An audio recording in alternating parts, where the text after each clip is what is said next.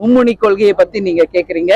நான் என்ன சொல்றேன்னா, கேப்டனை பொறுத்த வரைக்கும் மிக தெளிவாக கட்சி ஆரம்பித்தது நாள்ல இருந்து உறுதியாக இருந்தார். அது தலைவர் எவ்வளியோ அந்த நிலைதான் எங்களுடையது. அனைத்து மொழியும் கற்போம், அன்னை மொழி காப்போம், அனைத்து மொழியும் கற்போம் அப்படிங்கிறது தான் கேப்டன் எங்களுக்கு சொல்லி கொடுத்துட்டு போனது. அதனால நம்ம தாய்மொழி தமிழ், அது நம் உயிர் போன்றது.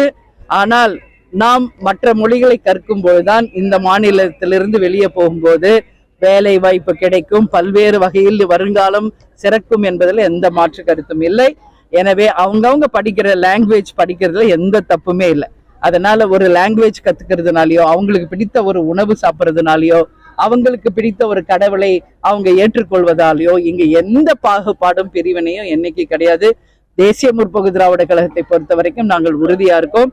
ஜாதி மதங்களுக்கு அப்பாற்பட்டு அன்னை மொழி காத்து அனைத்து மொழியையும் காக்க வேண்டும் என்பதுதான் எங்களுடைய நிலைப்பாடு. நடிகர் விஜய் பொறுத்த வரைக்கும் திமுகவும் பிஜேபியும் வந்து கேம் விளையாடுறாங்க அப்படின்னு சொல்லி பேசுறாங்க. கருத்து சொன்னதுக்காக என்கிட்ட நீங்க பதில் கேட்க கூடாது, அது சரியான முறை இல்லை. ஏன்னா இன்னொருத்தர் சொல்ற கருத்துக்கு பதில் சொல்ல வேண்டியது அவங்க தான். அதனால் அவர் கருத்துக்கு அவரிடம் நீங்கள் கேள்வி